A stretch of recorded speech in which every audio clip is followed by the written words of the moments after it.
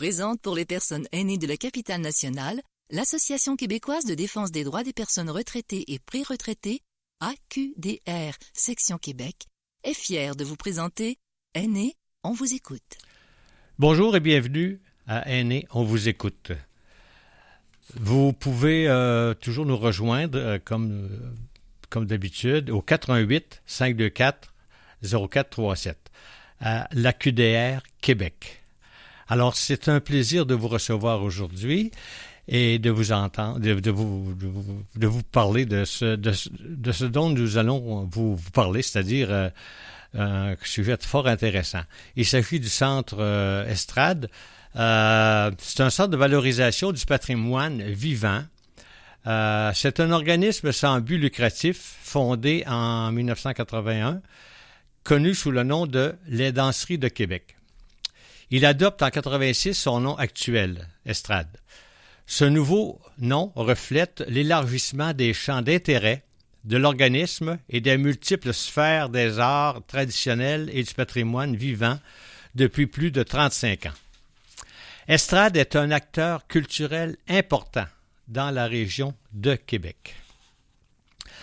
Alors, écoutez, pour nous parler davantage de cette organisation fort intéressante, j'ai le plaisir d'accueillir Cassandre Lambert-Pellerin, qui est en fait co-directrice de l'organisme depuis 10 ans, ethnologue de formation à Laval, bien sûr, impliquée avec le Conseil de la culture pour les régions de la capitale nationale et de Chaudière-Appalaches depuis 9 ans.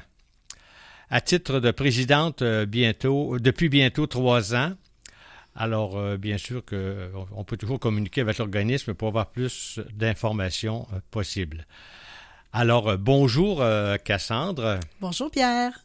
Bon, ben c'est un plaisir de vous recevoir aujourd'hui. Et j'aimerais ça que vous nous parliez davantage du patrimoine vivant en général, dans un premier temps. Avec plaisir, parce que le patrimoine vivant, c'est un milieu extraordinaire qui est vraiment, qui demeure un secret peut-être un peu bien gardé en général dans le paysage culturel. Le patrimoine vivant, on parle de savoir, de savoir-faire, de culture traditionnelle, d'éléments qui sont transmis de génération en génération. Et donc, l'élément de rencontre entre les générations est vraiment, vraiment très important. Des choses qui nous viennent de très, très loin, souvent dont on a perdu l'origine exacte. Quand on parle de chansons, souvent, on va dire, on se souvient plus qui a composé cette chanson-là, tellement elle a été transmise souvent de personne à personne. Mais la beauté de tout ça, c'est que ces chansons-là, par exemple, si on prend cet exemple, eh bien, continuent d'évoluer. Chaque personne qui l'apprend, qui continue à la chanter, va peut-être changer un peu la mélodie, rajouter un petit quelque chose dans le refrain. Et donc, c'est quelque chose, c'est une matière qui est en constante recréation. Donc, le patrimoine vivant, c'est vraiment pas figé. Au contraire, ça se développe, ça se recrée toujours à travers les porteurs et les porteuses de tradition. Donc, c'est la beauté de cette matière culturelle-là. Et j'imagine que les aînés ont une grosse part à jouer dans cette perpétuité. Exactement. Les aînés sont vraiment au cœur de la transmission. C'est ça qui est beau, en fait, c'est que tout le monde a envie d'être à la rencontre des gens qui savent, qui connaissent, qui ont ces savoirs, ces savoir-faire-là, que ce soit autour des savoir-faire artisanaux, du conte, de la chanson, de la danse, de la musique. Et donc, c'est vraiment la rencontre entre des aînés puis entre des générations plus jeunes qui permettent la transmission de ce beau patrimoine-là. Et ces rencontres-là sont provoquées par votre existence. Vous contactez des personnes âgées, vous les rencontrez régulièrement. Et c'est sûr que la transmission elle peut se passer dans un contexte très naturel aussi, dans les familles. Nous, on n'est pas les seuls à travailler dans tout ça. On est un peu, dans le fond, en 1981, quand l'organisme a été créé, l'idée était de perpétuer ces contextes-là qui se perdaient peut-être un petit peu dans les familles, où la transmission se passait un petit peu moins, justement, parce que, c'était de plus en plus rare que les grands-parents habitent dans la même maison que les petits-enfants et tout. Donc, dans ce contexte-là, il existe encore de la transmission intergénérationnelle dans des contextes naturels, dans des cercles plus spécifiques, comme les cercles de fermières, par exemple, où on va avoir des aînés qui vont enseigner aux membres plus jeunes pour apprendre. Mais nous, on est on est un centre qui se veut, qui est valorisant tous les types de patrimoine vivant, donc les 5 types d'art traditionnels dont je vous ai parlé. Donc, nous, de ce côté-là, on essaye de créer le plus de rencontres possibles, effectivement, entre personnes aînées et plus jeunes pour permettre la transmission, mais aussi, des fois, pas nécessairement juste spécifiquement sur la transmission, mais aussi donner l'occasion au grand public de rencontrer des porteurs et des porteuses de tradition, que ce soit en les envoyant dans les écoles, en travers nous, on a un festival aussi, on a des veillées de danse, on a plein de belles occasions comme ça qui sont ouvertes au grand public. Et dans l'autre sens, c'est vrai aussi, on va parfois envoyer des artistes dans des résidences de personnes aînées où on s'en va là, on va, mettons, par exemple, chanter des chansons à répondre, tout simplement. Donc, une animation très simple qui vient peut-être des fois amener des souvenirs aux gens de « Ah oui, on chantait telle chanson. » Sûrement, ça doit éveiller des souvenirs auprès des personnes aînées, bien sûr. C'est ça. Donc, bref, on peut travailler dans tous les sens de cette façon-là parce que c'est ce qui est beau avec le patrimoine vivant, c'est que c'est intrinsèquement intergénérationnel. Très intéressant.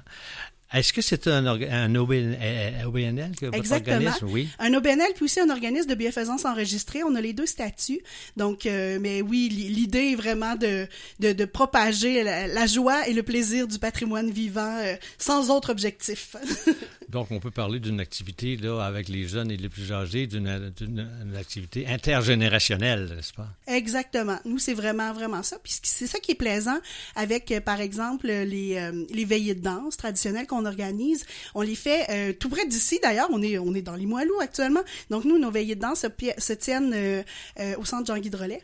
Donc, c'est un endroit assez précis où il y a des activités assez fréquentes? Oui, en fait, une fois par mois. Et notre dernière veillée là, de la saison régulière, c'est ce samedi, donc le 25 avril.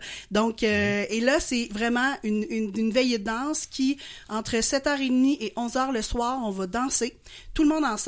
Et là, il y a vraiment de toutes les générations qui sont présentes. C'est merveilleux de voir ça. Puis de voir tout le monde qui, sans distinction, vont se prendre tout le monde par la main, puis refouler au centre, puis avoir du plaisir. Donc, c'est vraiment super. Et vous avez une bonne majorité d'aînés qui sont là? Ça dépend à chaque fois, je vous dirais. C'est vraiment très varié. Je vous dirais que depuis quelques années, là, on a des groupes d'adolescents qui viennent en gang, là, des jeunes qui viennent en gang aussi. Oui, je crois qu'il y a un désir pour les jeunes d'apprendre. Exactement. Puis là, eux, quand ils arrivent, souvent, ils connaissent pas, ils ont jamais dansé. Donc là, nous, on s'assure d'aller chercher là, nos vrais de vrais là, qui sont là depuis de nombreuses années, puis on dit allez danser avec eux, vous allez les aider à montrer, parce que c'est ça l'idée, hein. Quand on apprend au contact de d'autres personnes, ben on crée des relations, puis on s'amuse tout le monde ensemble. Ouais. Et vous avez aussi, en complément, des cafés-rencontres. Parlez-nous un petit peu de ça. Exactement. On a un projet qu'on démarre là, au mois de mai, mais qui va aussi se poursuivre dans la prochaine année, donc à compter de septembre prochain. Donc, des cafés-rencontres qu'on propose vraiment spécifiquement pour les aînés.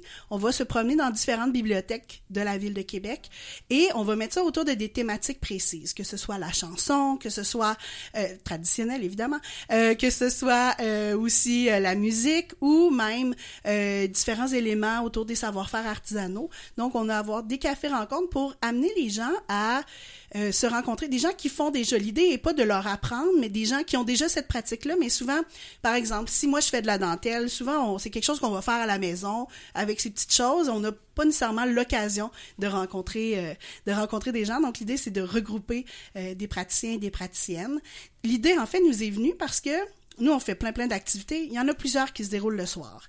Et là, le téléphone du bureau sonne un jour et c'était un homme, un violonneux de 91 ans, qui nous disait « J'aimerais vraiment ça venir dans vos activités, mais là, c'est trop tard pour moi le soir. Et y aurait-tu moyen de faire quelque chose? » On s'est dit « Ben, mon cher monsieur, vous avez pris le temps, vous avez envie de jouer avec d'autres personnes, puis vous nous avez appelés. On va essayer de trouver quelque chose. » Alors voilà, c'est la réponse à ça, monsieur, de mener justement cette série de cafés-rencontres-là en après-midi pour avoir du plaisir, puis se retrouver, entraîner autour de des thématiques là, autour du patrimoine vivant.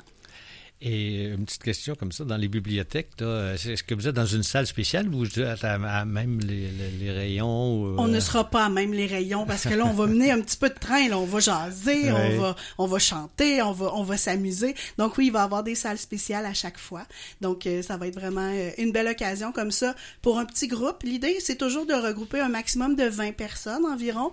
Puis on a 3 rencontres autour de chaque thématique.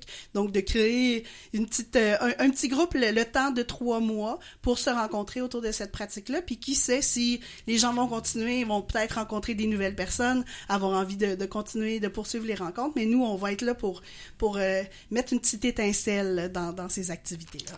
En fait, vous touchez de façon très spécifique aux cultures. Exactement. Nous, c'est ça qu'on fait. Puis, ce qui est beau, c'est que le patrimoine vivant, au contraire de bien d'autres types d'éléments culturels, c'est qu'on les gens, ils sont pas consommateurs de culture. Hein. Tu sais, des fois, on parle de ça. Ah oui, acheter des CD ou bon, des choses comme ça. Le patrimoine vivant, c'est en dehors de cette logique-là. Tout le monde devient acteur et actrice de sa culture. Puis c'est un petit peu ça qu'on veut aller chercher en regroupant des gens qui aiment, qui pratiquent déjà des types de patrimoine vivant. Donc, de créer ces rencontres-là, puis que tout le monde puisse pratiquer, échanger sur leur passion.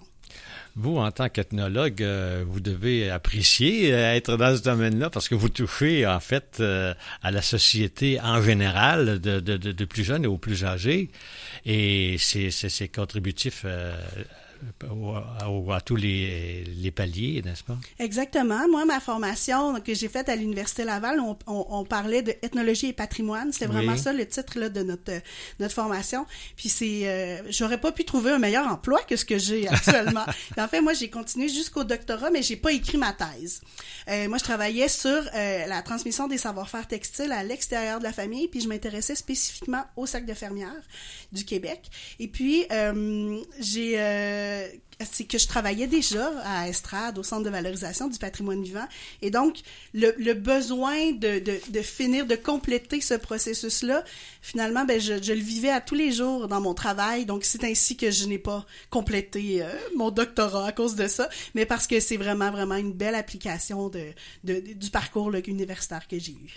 Dites-moi, j'avais mentionné le mot fermière. Oui. Est-ce que on connaît traditionnellement ce qu'étaient les fermières, mais maintenant, ça prend quelle forme, les fermières, aujourd'hui? Là? Je suis une bonne personne pour vous répondre. Je suis membre depuis 2018. Je suis une fière fermière.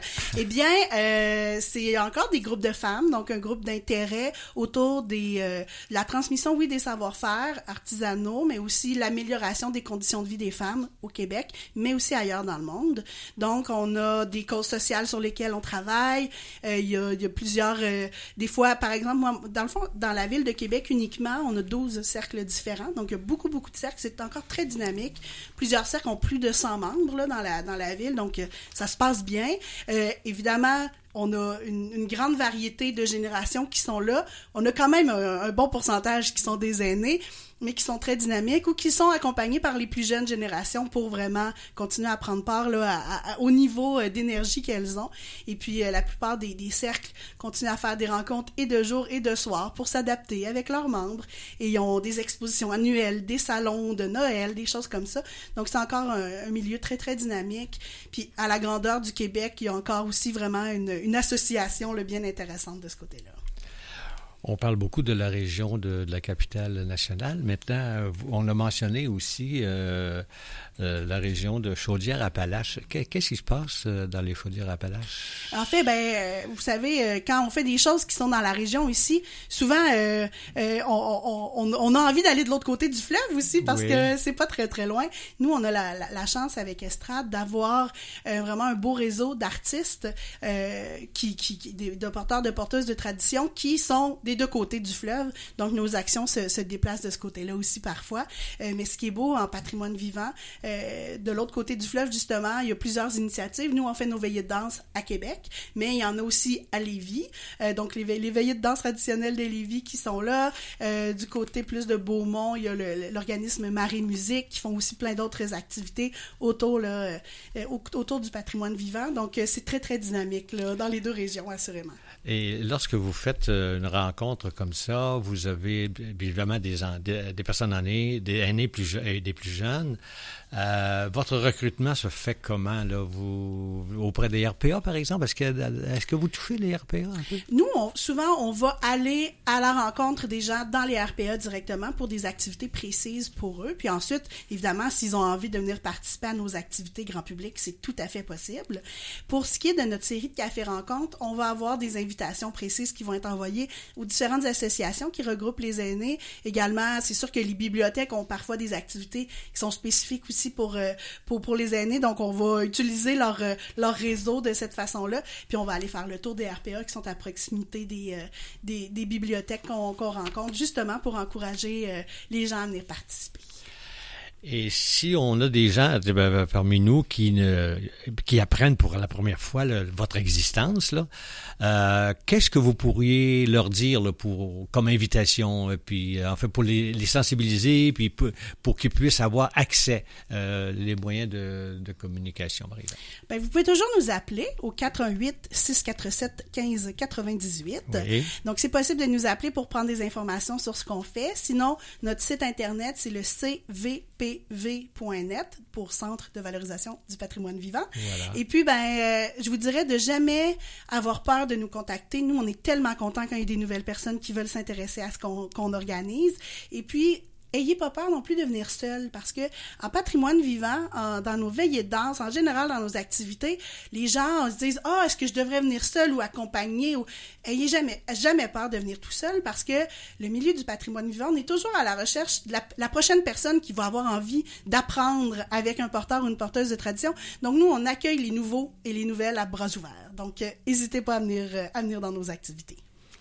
Je reviens un petit peu sur votre statut. Vous êtes en fait co-directrice et vous êtes deux co-directrices? Nous sommes deux co-directrices, effectivement. Alors, vous partagez la tâche? On se partage la tâche. Moi, je m'occupe principalement des communications, puis aussi des partenariats en général, de la programmation là, aussi plus culturelle, artistique. Puis ma collègue est du côté un peu plus administratif, mais aussi là, du développement. Donc, on manque pas de travail, on a toujours plein de belles idées pour continuer à avancer là, dans nos projets. Alors, c'est votre collègue Rosalie.